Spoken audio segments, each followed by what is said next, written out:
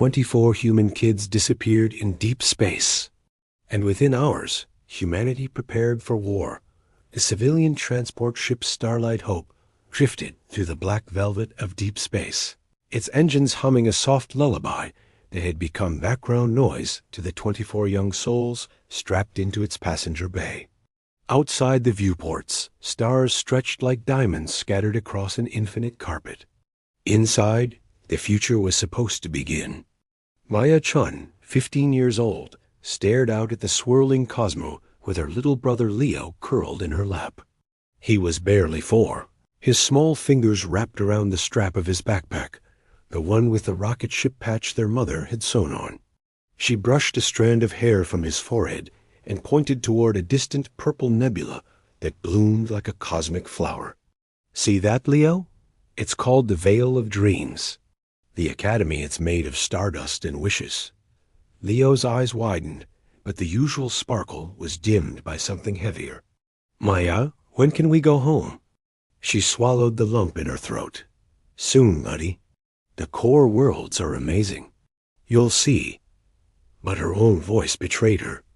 She'd never been away from their frontier colony. Neither had most of the other children. They were en route to the Central Systems academies that promised knowledge their distant outpost could never provide. Some faces glowed with genuine excitement. Others, like Leo's, hid quivering lips and unshed tears. In the row behind them, Samuel Wright, 12 years old and already tall for his age, showed holograms of their future dorm to 2 smaller kids. "See? Real gravity beds. And a window that looks at a garden. Not like our rust bucket colony." Tiny Eva, barely 5, wept silently while her older cousin tried to comfort her with a ration bar. The teenagers attempted to act brave for the little ones, but their voices cracked when they spoke. Even the chaperones, 2 teachers from the colony school, exchanged nervous glances they tried to hide. Captain Vance's voice came over the intercom, warm and reassuring. "Attention, passengers. We're entering the Krillian buffer zone. Neutral space, no conflicts, no pirates. Just 3 more sleep cycles, and you'll be walking the halls of the finest academies in human space. Get some rest." Maya let out a breath she didn't know she'd been holding. 3 more days. She could do this. She'd be the strong big sister. She'd protect Leo. Everything would be. The alarm screamed. Red lights flooded the cabin. The ship jerked violently, throwing children against the restraints. Maya grabbed Leo so hard he whimpered. Screams erupted from every seat. Something had struck them. Something was still striking them. "Everyone stay seated," one of the teachers shouted, but her voice was pure panic. "Stay in your seats." Through the viewports, Maya saw them. Ships. Ugly vessels covered in mismatched armor plates and jury-rigged cannons. They moved like wolves circling wounded prey. Not military, not friendly. The kind of ships she'd heard whispered about in frontier legends. Raiders. The Starlight Hope shuddered again and again. Captain Vance's voice crackled through the speakers, laced with static and something worse fear. "This is Transport Starlight Hope to unknown vessels. We are a civilian ship carrying children. We are unarmed. Please." The transmission cut. The children screamed as the ship lurched sideways. Something was pulling them in. A tractor beam. Maya held Leo so tightly she could feel his heartbeat against her chest.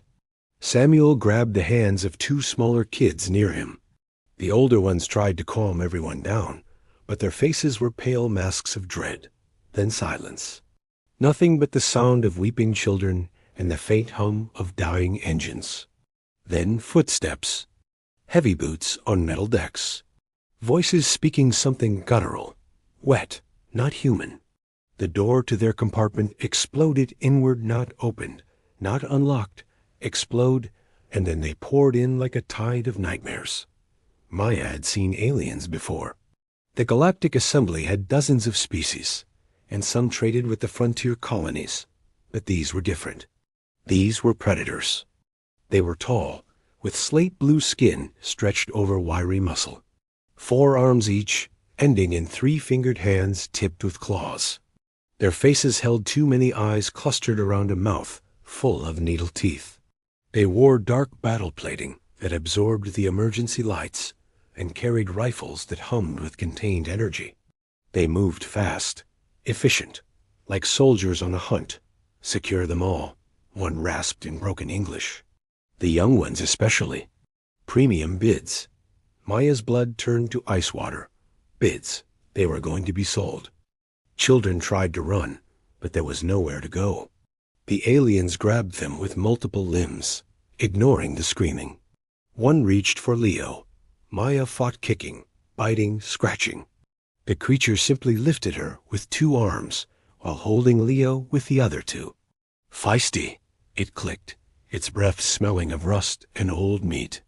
The research labs pay extra for spirited specimens. They were dragged through a connecting tube into the alien vessel. Maya looked back and saw Captain Vance slumped over his controls, unconscious or worse. The 2 teachers were being pinned by more raiders. Everything was happening too fast.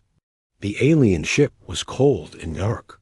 It smelled of chemicals and something rotting. Children were shoved down corridors, some too terrified to even cry anymore. Finally, they reached a vast chamber. Not cells, not rooms, cages, metal bars surrounded by crackling energy fields, like animals, like zoo exhibits. No, Maya whispered. Please, no. The aliens paid no attention. They shoved children into separate enclosures, separating them by size. Maya fought to keep Leo with her, and the aliens allowed it, throwing them both into the same cage. Samuel ended up next to them with 3 younger children clinging to him. The energy fields hummed to life. Maya rushed the bars. A shock of electricity threw her backward. Leo shrieked. Don't touch the bars. Samuel shouted from his cage. They're electrified. All around them, children were crying, calling for parents, begging to go home. The sound was unbearable. Maya had never heard anything so heartbreaking. She gathered Leo in her arms and rocked him, even as tears streamed down her face. A taller alien, wearing a long coat over its battle armor, stepped forward carrying a datapad. It studied them with too many eyes, making notes with one hand, while the other 3 hung relaxed at its sides. Fascinating, it said in perfect English.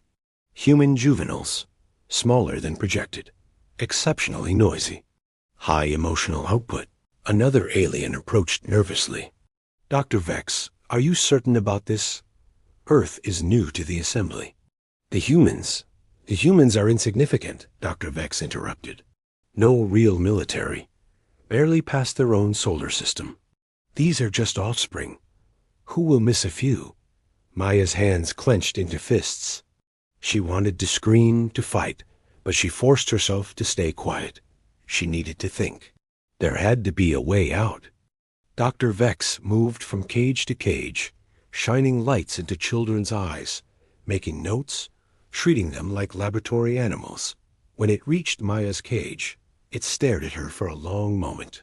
This one has fight, it said. Good. We'll test stress responses first. Human emotions are reportedly quite extreme. What are you going to do to us? Maya demanded, her voice shaking but hard. Dr. Vex tilted its head. Study you. You're a new species to the galaxy. There's much we don't know about human biology, human behavior, human breaking points. Your kind will help us understand how to control humans when the time comes. You're monsters, Maya spat. The alien made a sound that might have been laughter. We're scientists. You're specimens. The sooner you accept that, the easier this will be. It walked away, still making notes. Other aliens began setting up equipment around the cage's cameras, sensors, machines that beeped in unknown rhythms. They were preparing to experiment on children, like animals in a zoo. Leo had his face buried in Maya's shirt. She could feel him trembling. Around them, other children were in various states of panic. Little Eva was screaming for her mother. Samuel was trying to organize the kids in his cage, keeping them together in the center away from the bars. "Listen to me," Maya called out softly to the other cages. Everyone listen. Some tear-streaked faces turned toward her. Their eyes were wide with fear, red from crying. "We have to stay calm," Maya said, trying to sound confident. "Our parents will come for us. Earth will come for us. We just have to stay alive until then." "How do you know?" a boy asked from another cage. "We're so far from home. How will they even find us?" Maya didn't have an answer, but she remembered something her father, a colonial ranger, had told her once before they'd left. She remembered his voice, steady and certain. "Because humans don't leave their children behind," she said. "Ever. They'll come. We just have to believe that." Samuel nodded from his cage. "Maya's right. My dad always said the fleet would move heaven and earth for civilians. We just have to hold on." The children wanted to believe. Maya could see it in their faces, a flicker of hope in the darkness. But they were so young, so scared, and the aliens kept setting up their equipment, preparing their experiments. Maya looked down at Leo. He'd finally cried himself to sleep in her arms. She kissed the top of his head and made a promise to herself, to him, to all of them. She would keep them safe, as long as she could, until help came. If help came. One of the younger aliens, clearly nervous, approached Dr. Vex while the others worked. Its 4 hands fidgeted with its datapad, and its too many eyes kept darting toward the cages. "Sir, I need to ask again. Are you certain this is wise? Taking human juveniles? I've heard stories from other species about humans and their young. They're said to be extraordinarily protective." Dr. Vex waved a dismissive hand one of them, anyway. The other 3 continued making notes. "Stories. Exaggerations. Look at them. They're tiny, weak, crying. What can the humans possibly do? We're in neutral space on a hidden station. Even if they find out what happened, it will take them weeks to get diplomatic approval to act. By then, we'll have our data, and these specimens will be sold off to private collectors. The humans will file a complaint. The assembly will offer condolences. Life will go on." The younger alien didn't look convinced, but it nodded and returned to its work. Maya had been listening carefully. Specimens, collectors. Her stomach turned. They weren't planning to ever let them go. They were going to study them, then sell them like property. She needed to do something. But what? She was 15 years old, trapped in an energy cage, surrounded by armed aliens on a hidden space station. Her communication device had been taken. Her backpack was gone. Everything was gone. Wait. Maya remembered the emergency beacon her father had given her. It was hidden in a small compartment in her shoe, disguised as part of the soul. He'd installed it years ago, back when raiders had been threatening the outer colonies. It was supposed to be for extreme emergencies only. It would send out a signal that Earth's defense network could track, but only for a few seconds before burning out. Her father had made her promise to only use it if her life was in danger. This counted. Moving slowly, so the aliens wouldn't notice, Maya reached down and carefully worked at her shoe. Leo was still asleep in her lap, giving her cover. Her fingers found the small compartment and pulled out the tiny beacon. It was no bigger than a coin. She glanced around. The aliens were busy with their equipment, not watching the cages closely. Dr. Vex was on the other side of the room, examining a sensor array. The nervous younger alien was calibrating a camera pointed at Samuel's cage. This was her chance. Maya pressed the activation button and felt the beacon pulse once in her palm. The signal was away. She quickly crushed it and let the pieces fall through the cage bars, where they'd hopefully go unnoticed. "Please let them hear it," she whispered in her mind. "Please let them come." In the next cage, Samuel caught her eye. He mouthed the words, "What did you do?" Maya mouthed back, "Help is coming." She hoped she was right. The aliens continued their preparations. Dr. Vex announced that experiments would begin in the morning. Once the children had acclimated to captivity, the lights in the room dimmed to simulate night. Some children were still crying. Others had gone silent, staring at nothing. Maya held Leo and began humming a lullaby their mother used to sing. Her voice cracked, but she kept going. Other children joined in softly, one by one. It was an old human song about home and safety and love that never ended. The aliens paused their work to listen, their expressions confused. They didn't understand why the humans were singing. They didn't understand what music meant to humans. Comfort, connection, hope. The song ended. The room fell quiet again. Maya looked up at the ceiling, imagining she could see through the station's walls to the stars beyond. Somewhere out there was Earth, was home, was family. Come for us, she whispered to the darkness. Please come for us. Somewhere in the station, in a room filled with monitoring equipment, an alien technician noticed a brief energy spike. A signal of some kind, lasting only a few seconds. The technician almost reported it, then decided it was probably nothing, just interference from the station's own systems. The technician deleted the anomaly from the log and went back to work. That decision would change everything. The emergency beacon signal reached Earth 17 hours after Maya activated it. It traveled through subspace, bouncing through relay stations, until it pinged a military satellite orbiting Mars. The satellite immediately flagged it as a priority alert and sent it to Solar Defense Command. Commander James Park was on night watch when the alert came through. He'd been drinking cold coffee and reviewing routine patrol reports, bored out of his mind. The sudden alarm made him spill the rest of his mug across his desk. What the hell? He muttered, pulling up the alert. His blood went cold. Emergency beacon. Transport Starlight Hope. Last known location, neutral space near the Krillian sector. Beacon activated, then went dead. Park knew that ship. His mind raced through the fleet database. Civilian transport. Scheduled route to core worlds. Passenger manifest. He opened the manifest and felt his stomach drop. 24 children, ages 4 to 15. Colony relocation for educational purposes. Oh God, he whispered. Oh no. His hands were shaking as he hit the emergency communication button. This is Commander Park. I need Admiral Chun immediately. I don't care if she's asleep. Wake her up now. 3 minutes later, Fleet Admiral Catherine Chun's face appeared on his screen. She was in her quarters, hair loose, wearing a simple shirt instead of her uniform. Her eyes were sharp despite being woken up. This better be important, Commander. Admiral, we have a situation. Park sent her the data. Transport Starlight Hope went dark 19 hours ago. Emergency beacon just activated in Krillian space, then died. Ma'am.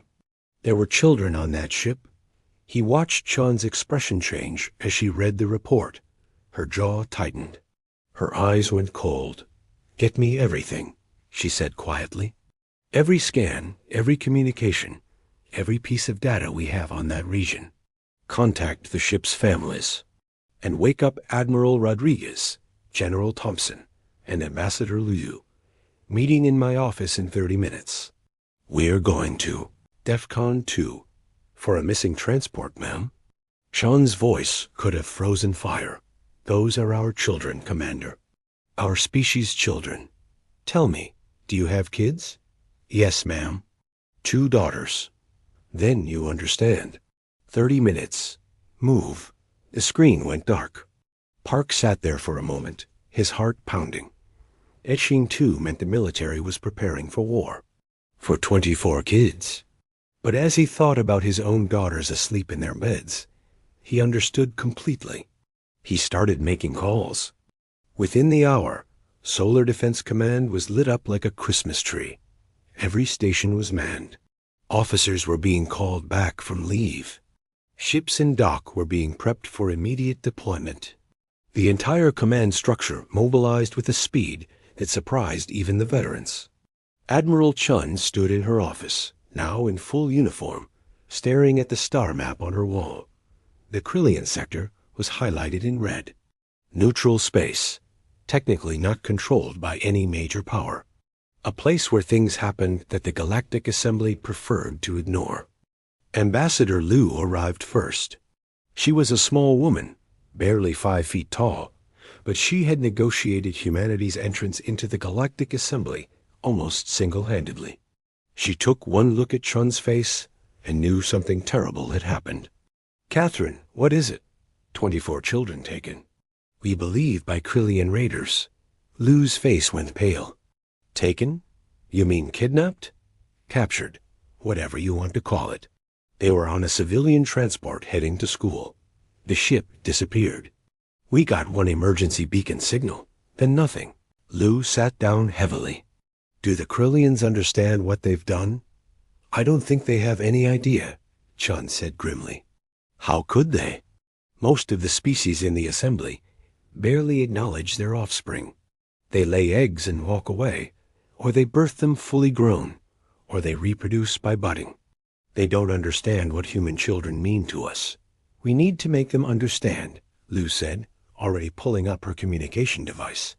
"I'll contact the assembly immediately. They need to authorize a rescue mission." Admiral Rodriguez and General Thompson arrived together. Rodriguez was Navy, in charge of the fleet. Thompson was Marines, in charge of ground operations. Both men looked angry enough to bite through steel. "Tell me we're going after them," Rodriguez said without preamble. "We're going after them," Chun confirmed. "But we need to find them first. Intelligence is working on it now. The beacon gave us a location, but it's approximate. That whole sector is full of hidden stations and asteroid bases. The Krillians could be anywhere. How long do we have?" Thompson asked. No one wanted to say what they were all thinking. What the aliens might do to human children. Study them. Hurt them. Worse, we don't know, Chun admitted. But we're not waiting for diplomatic approval. Ambassador Liu will try to get the Assembly's blessing, but whether she does or not, we're moving. I'm assembling 3 battle groups. Rodriguez, I want your best ships. Thompson, I want special forces ready for extraction. Full gear, full authorization. What about rules of engagement? Rodriguez asked carefully. Chun's expression was stone. Rescue the children. Neutralize any threat. I don't care about the rest. Ambassador Liu looked uncomfortable. Catherine, that's going to cause a diplomatic incident. The Galactic Assembly has rules about military action in neutral space. Then they should have had rules about kidnapping children, Sean snapped. She took a breath, calming herself. I'm sorry, Ambassador. I know you have a job to do. Do it. Try to get us authorization. But those are human children out there, scared and alone. I'm not leaving them there 1 second longer than necessary. Council approval or not, Liu nodded slowly. I understand. I'll do what I can. But Catherine, the galaxy isn't going to understand why we're reacting this strongly. To them, offspring are just replaceable. Then they're going to learn something new about humans today, Thompson said darkly. Liu left to make her calls to the Galactic Assembly. The military officers stayed, planning their operation. Within hours, every intelligence asset humanity had in space was focused on finding the children. Spy satellites redirected. Informants contacted. Listening posts on high alert.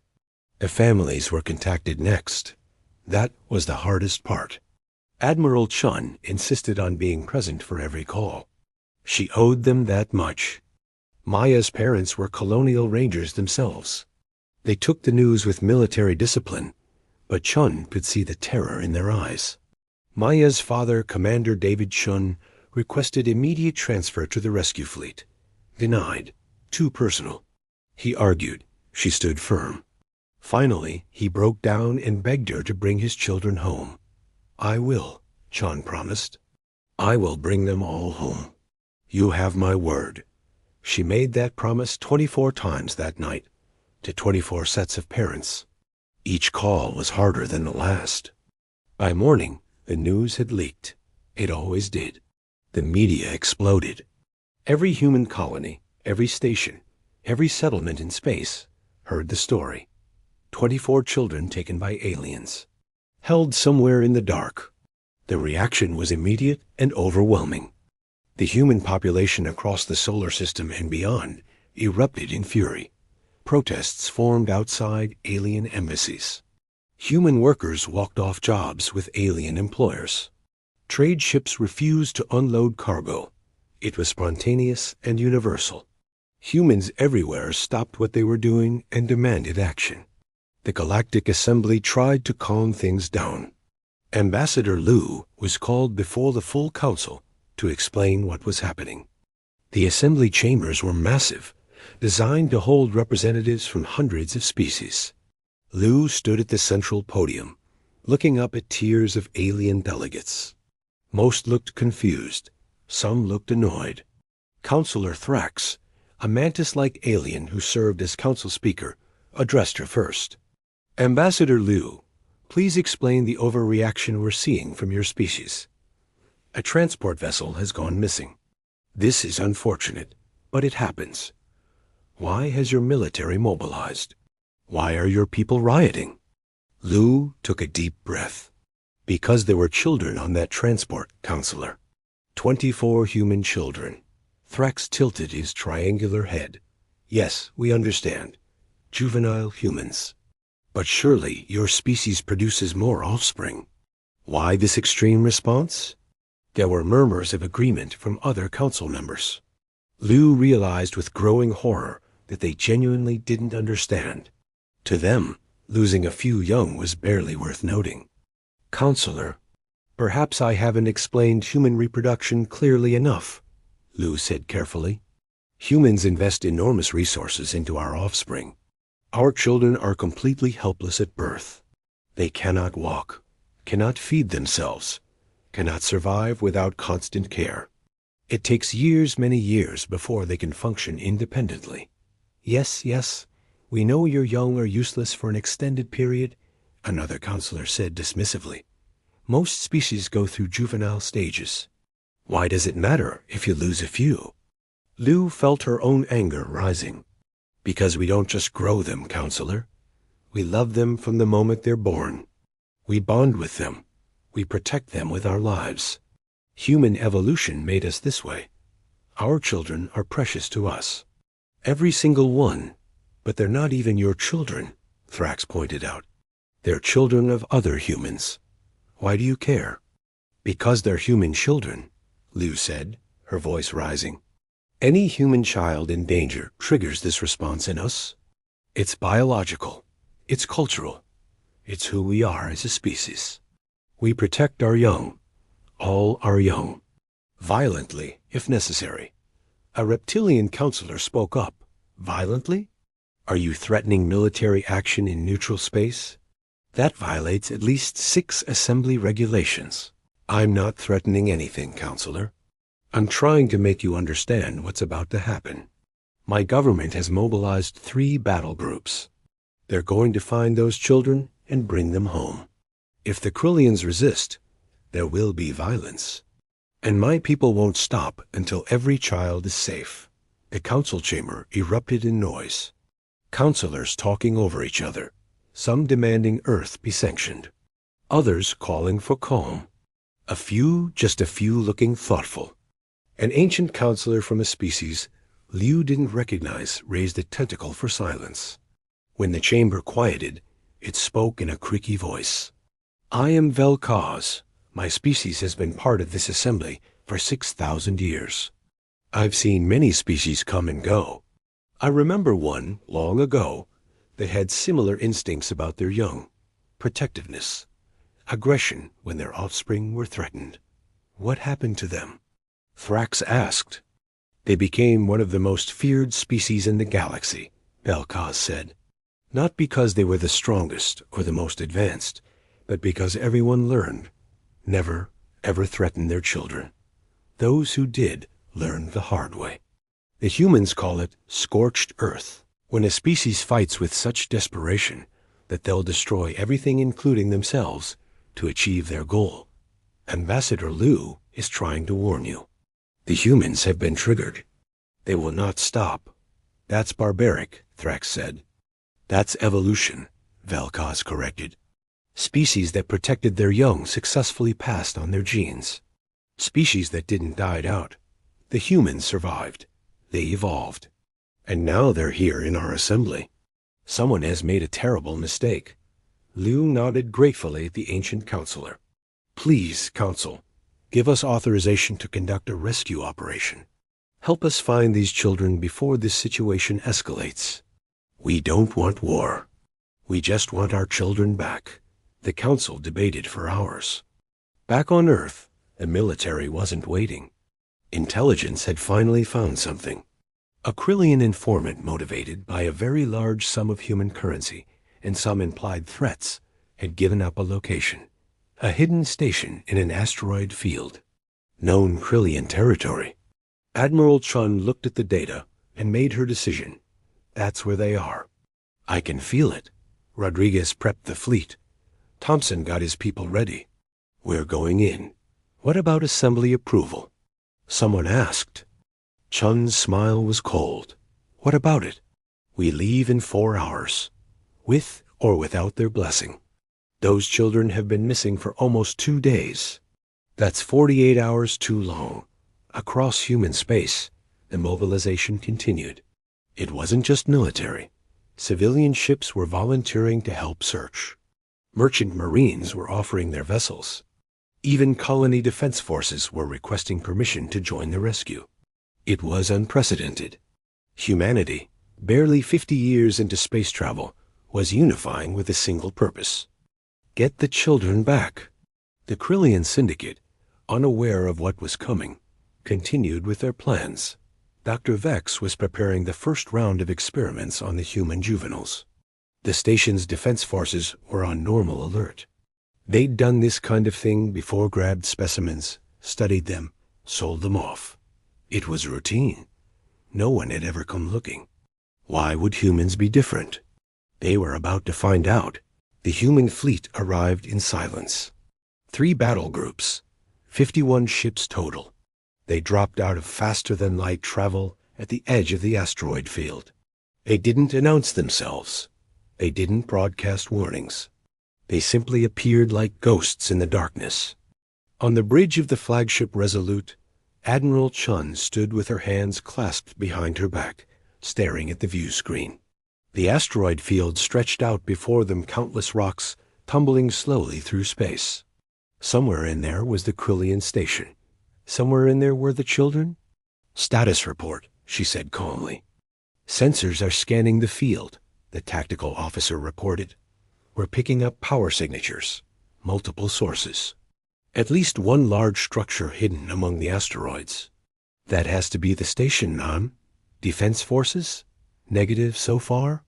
Wait contact. 6 ships. Krillian design, moving to intercept. They're hailing us. Put them through. A Krillian face appeared on the view screen. 4 eyes. Too many teeth. It looked annoyed rather than worried. Human vessels, you are in Krillian territorial space. State your business or depart immediately. Chun stepped forward. Her voice was cold enough to freeze hydrogen. This is Fleet Admiral Catherine Chun of Earth's Solar Defense Force. You are holding 24 human children on that station. Return them immediately, unharmed, and we will leave peacefully. You have 5 minutes to comply. The Krillian's expression shifted from annoyance to confusion. Children? We don't know what you're talking about. This is a neutral space. You have no authority here. 4 minutes, 30 seconds, Chun said flatly. You can't threaten us. We're protected under Galactic Assembly. 4 minutes, Chun interrupted. I suggest you use this time wisely. Contact your station. Bring those children to the docking bay. Release them to us. Or face the consequences. The Krillian laughed. Actually laughed.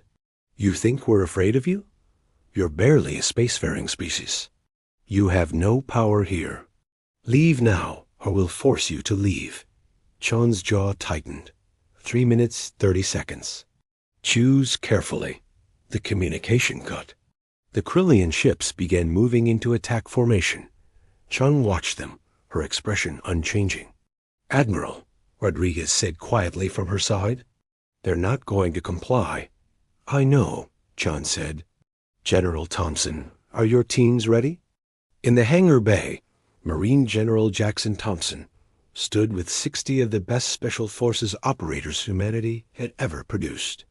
They were checking weapons, testing equipment, running through final briefings. These were the men and women who inserted into hostile territory when things went wrong, who rescued hostages, who completed impossible missions. Thompson spoke into his comm. "Teams are ready, Admiral." "Give us the word." "Stand by," Chun replied. 2 minutes remaining. On the station, Dr. Vex was in the laboratory, reviewing data from the first night's observations of the human children. They were fascinating specimens, high emotional responses, strong social bonding. The way they comforted each other was almost primitive, but interesting. An alarm started blaring. Vex looked up, annoyed. "What's that?" A nervous technician ran in. "Sir, there are human warships outside the asteroid field. A lot of them. They're demanding we release the specimens." Vex's 4 eyes blinked in surprise. "Human warships? How did they even find us? And why would they?" Understanding dawned. "They came for the juveniles. That's ridiculous. We're in neutral space. They can't touch us. Sir, they gave us a deadline. 5 minutes to release the humans." Vex checked the time. "How long ago?" 3 minutes, sir." "Then we have 2 minutes. Get the station commander. Activate all defense systems." "The humans are bluffing. They won't risk damaging the station with their own young inside." The technician didn't look convinced, but he ran to deliver the message. Vex turned back to his research. The humans would file a complaint with the assembly. There would be negotiations. Eventually, a settlement, probably financial. By then, Vex would have his data. Everything would work out. He had no idea how wrong he was. On the Resolute, Sean watched the countdown timer. 60 seconds. 30 seconds. 10. The Krillian ships opened fire. Plasma bolts and missiles streaked toward the human fleet. They impacted against shields that flickered but held. Not a single human ship was damaged. The Krillian weapons were decades out of date, meant to scare off pirates and small freighters. Against modern military shields, they were barely an inconvenience. Chen's expression didn't change. "Return fire. Disable their vessels. I want prisoners for questioning." The human response was surgical. Targeted laser fire struck the Krillian ship's engines and weapon systems. Within 30 seconds, all 6 ships were drifting powerless, not destroyed, not killed, just stopped. "Sir," the tactical officer said with surprise, "they didn't even scratch our shields." "They weren't supposed to be fighting a military," Chon said. "Thompson, you're clear. Go get our children." "Copy that." Launching now. 6 stealth shuttles dropped from the human ships. They moved fast and quiet, slipping through the asteroid field toward the station. The Krillian sensors designed to detect large vessels never saw them coming. Inside the shuttles, the Special Forces teams were focused. Each operator knew their job. Building schematics had been uploaded to their helmets. Hostage locations were marked. Threat assessments were complete. This was what they trained for. Thompson spoke over the team channel. "Remember, primary objective is the children. Get them out safe. Everything else is secondary. Rules of engagement are weapons-free. Anyone who points a gun at you or the kids gets dropped. No warnings. We clear?" 60 voices responded as one. "Clear, sir." The shuttles reached the station's hull. Cutting torches activated, slicing through metal like it was paper. The teams poured in, moving through corridors with practiced efficiency. They'd memorized the layout every turn, every room. They knew exactly where they were going. The Krillians stationed inside barely had time to react. Armored humans appeared out of nowhere, moving with impossible speed. Those who reached for weapons were put down with precise shots.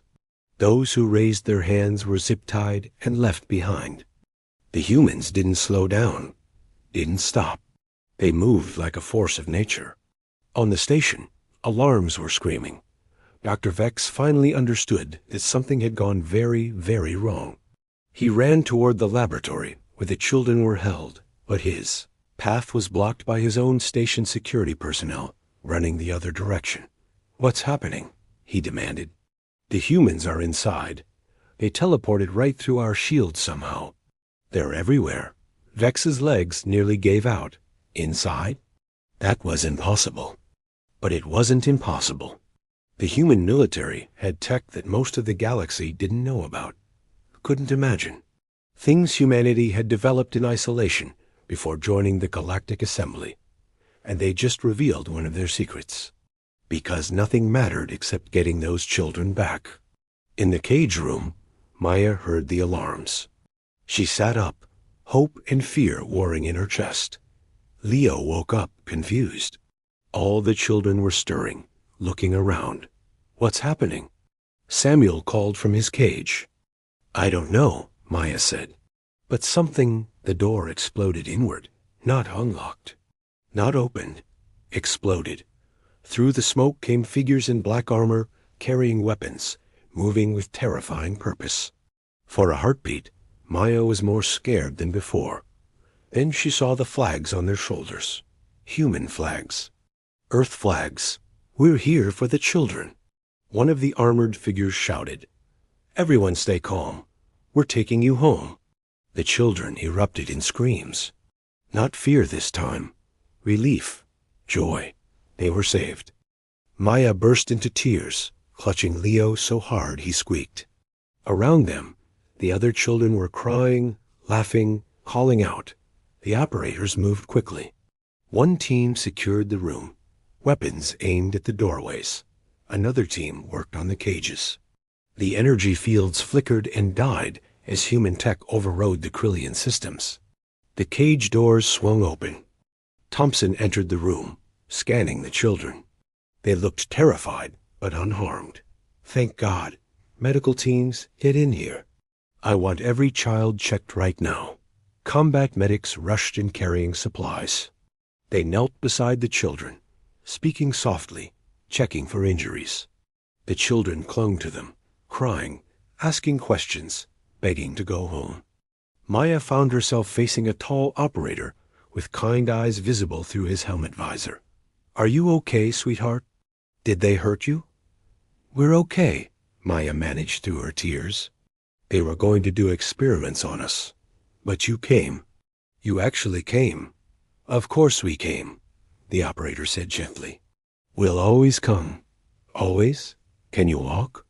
"We need to get you to the shuttles." "I can walk." Maya looked at Leo. "But my brother, I've got him." The operator lifted Leo easily, cradling him like he weighed nothing. "Let's go home." The teens began evacuating the children. They moved into protective formation operators on all sides, weapons ready. Every corridor they passed through had been cleared. Every Krillian who had tried to interfere was on the ground, unconscious or worse. Dr. Vex finally made it to the laboratory.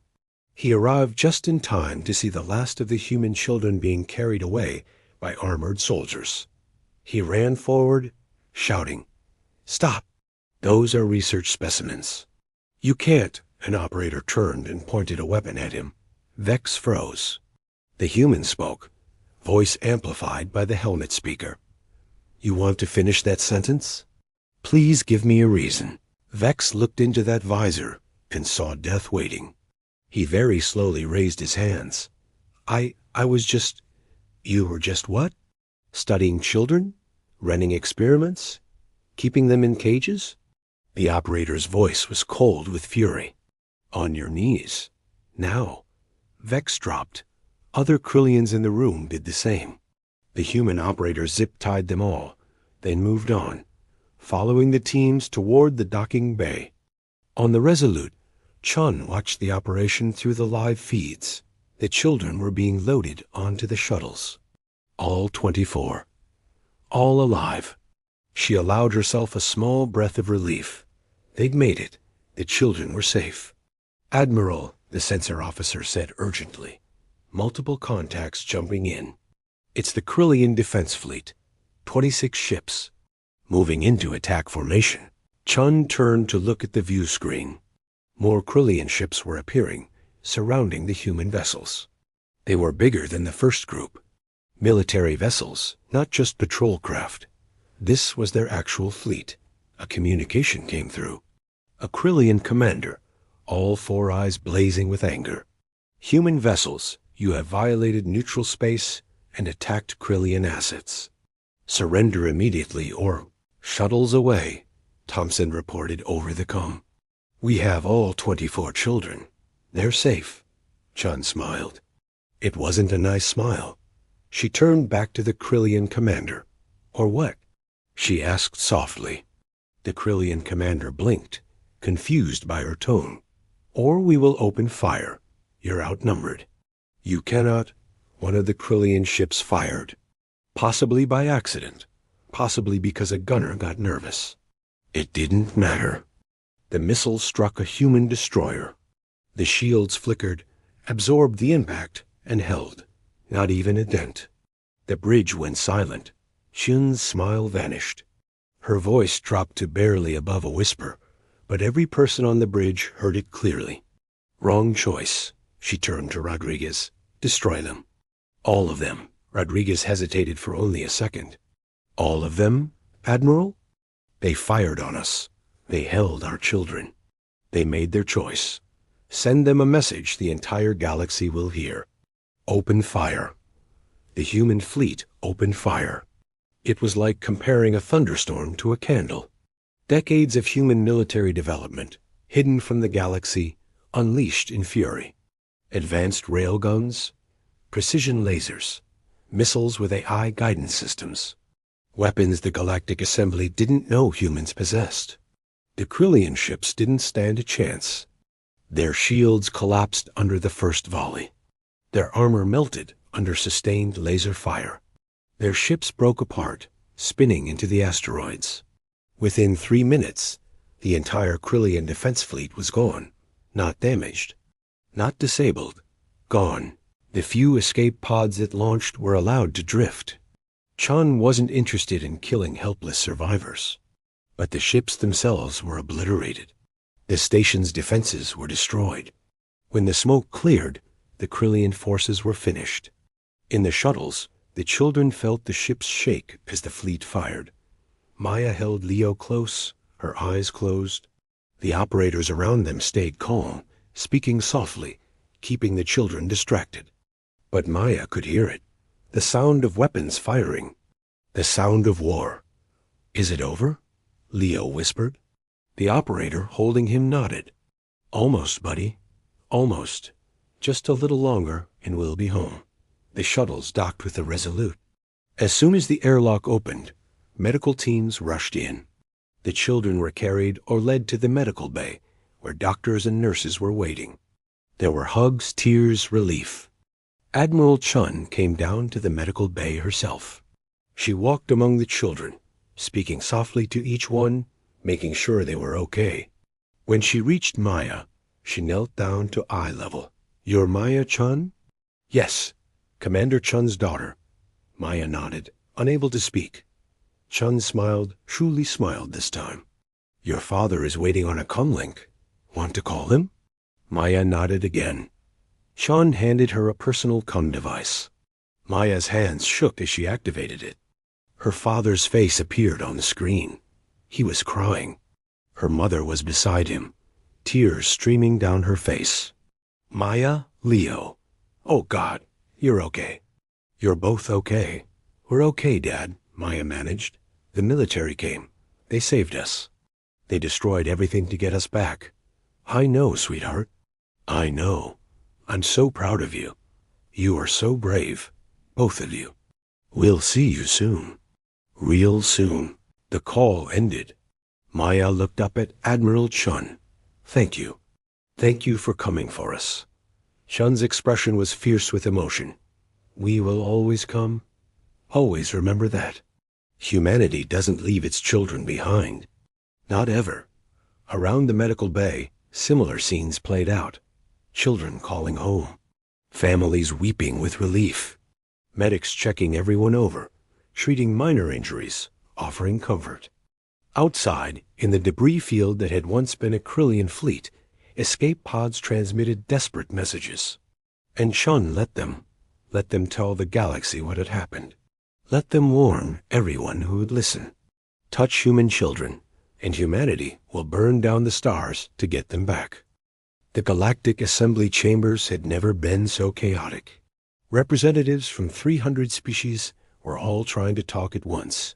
Some were shouting. Others were making threatening gestures. A few had walked out entirely. The whole galaxy was reacting to what the humans had done. Counselor Thrax, a mantis-like council speaker, was banging his gavel repeatedly, trying to restore order. His translator was struggling to keep up with all the different languages being shouted. Order! We must have order! Ambassador Lowe's stood at the center podium, looking small and tired. She'd been standing there for hours, defending humanity's actions. The aliens weren't making it easy. 74 ships destroyed, a reptilian counselor hissed. Over 3,000 Krillian casualties. Billions in property damage. All for 24 juveniles. This is madness. It was self-defense, Liu said for what felt like the 100th time. The Krillian fleet fired first. Admiral Chun gave them multiple opportunities to surrender peacefully. After you invaded neutral space, another counselor shouted. After you attacked a civilian station. You're trying to justify war crimes. Liu's exhaustion was turning into anger. She'd been patient.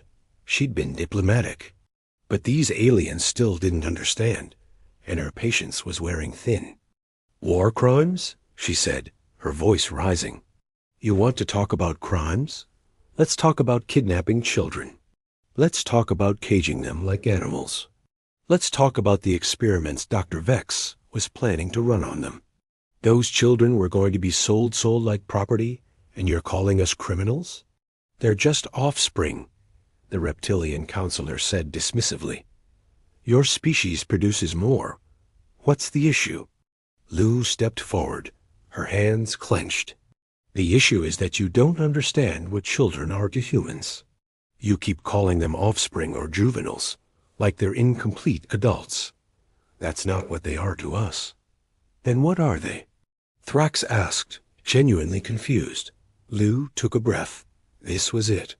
She needed to make them understand, really understand, or humanity would never be safe in the galaxy.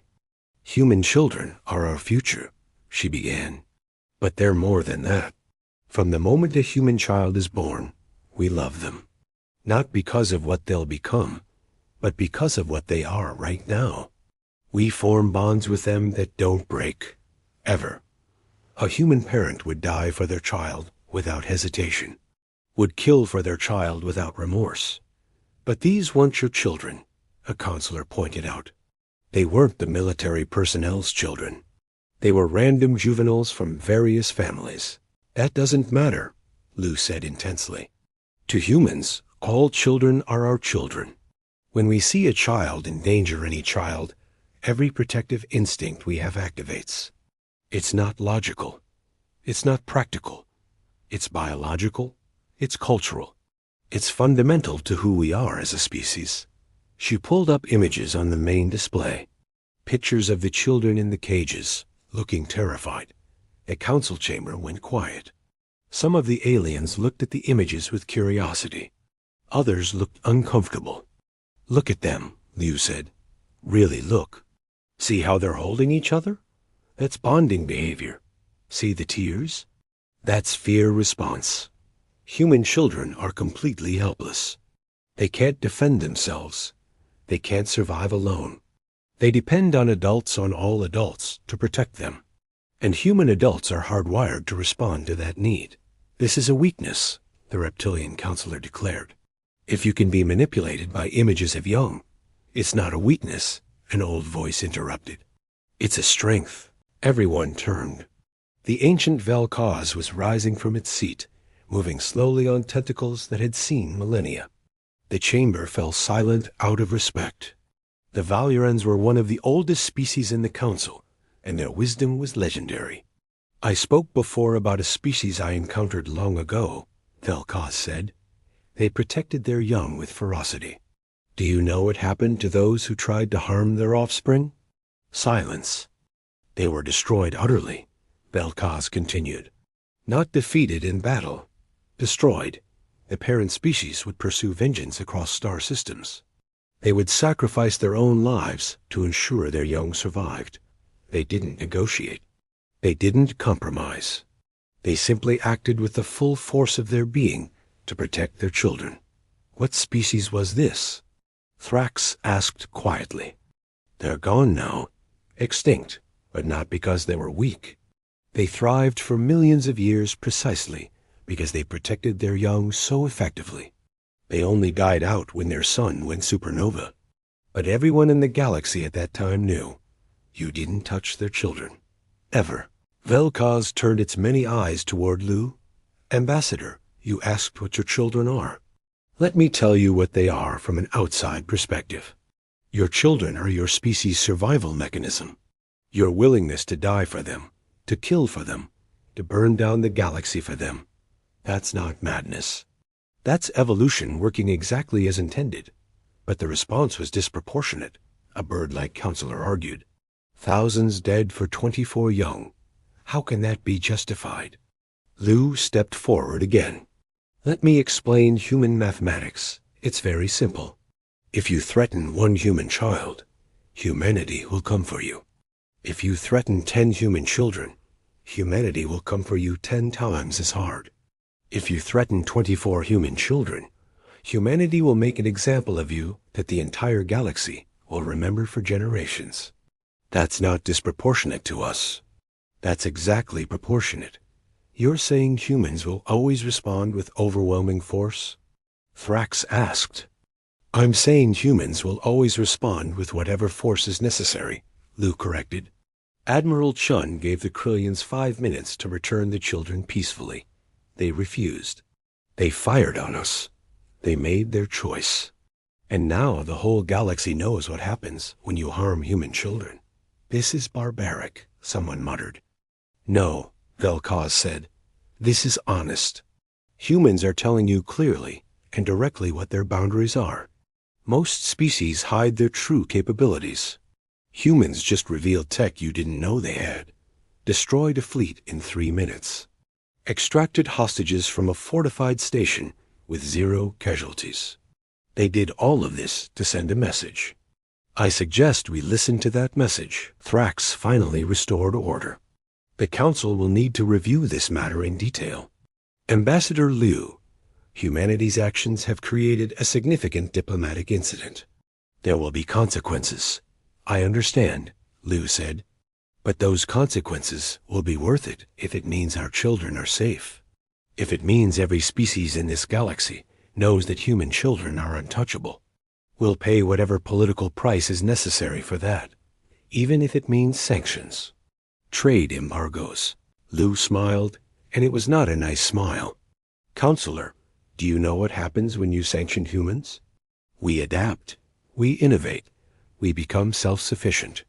Do you know what happens when you threaten human children? We mobilize. We unify. We become dangerous. I'll let you decide which scenario you prefer." Thrax was silent for a long moment. Then he said, "This session is adjourned. We will reconvene tomorrow to discuss appropriate responses. Ambassador Liu, you're dismissed." Lu bowed and left the chamber. Outside, she found her aide waiting with a secure communication device. "Admiral Chun is calling," the aide said. Liu took the device. Chun's face appeared. She was smiling a real smile, not the cold expression she'd worn during the battle. "How are the children?" Lu asked immediately. "Good. Better than expected, actually. Medical says they're remarkably resilient. A few nightmares, some anxiety, but no serious trauma. They're with their families now. Every single one of them got to go home." Lu felt tears in her eyes. She'd been so focused on defending humanity's actions, she'd almost forgotten the most important part. The children were safe. They were home. "That's good," she said quietly. "That's so good. How did it go with the council?" Chon asked. "About as well as expected. They're angry, confused, scared, some of them. But I think we got our message across. The Valyrian helped. That ancient species has seen this before, apparently. Good. Let them be angry. Let them be scared. As long as they understand that our children are off limits. I don't care what they think of us. There will be political consequences, Catherine. Sanctions, probably. Trade restrictions. Let them try," Chon said with confidence. "Humanity survived and thrived alone for thousands of years. We can do it again if we have to. But I don't think it will come to that. Most of the galaxy isn't stupid. They'll realize it's easier to work with us than against us. And none of them will touch our children again." 1 year later, a memorial was unveiled on Luna. A simple monument with 24 names carved into metal. Below the names, an inscription. "We came for them. We will always come. This is humanity's promise." Admiral Chun spoke at the ceremony. She was older now, gray in her hair, but her voice was still strong. 1 year ago, 24 children were taken. Today they're all thriving, going to school, playing with friends, living normal lives. That's what we fought for. Not vengeance, not glory. Just the simple right of children to be safe. She looked at the memorial, then at the crowd. This monument isn't just for those 24. It's a reminder to us, to the galaxy. Children are precious. All children. Human children. Alien children. Any child in danger deserves protection. That's the lesson we taught. That's the lesson I hope we'll never need to teach again. The crowd was silent. Then slowly, applause began. Human and alien hands clapping together. Species that had once questioned humanity's response now understood, now respected. The galaxy had learned. Touch human children, and humanity will come for you. Not with negotiations, not with diplomacy. With everything they had. With fire and fury and absolute determination. It was a simple lesson. One that would be taught in alien schools for generations. One that would shape galactic policy for centuries. One that would keep children safe across the stars. The lesson was this: humanity protects its children. Always. Forever. Without exception. The end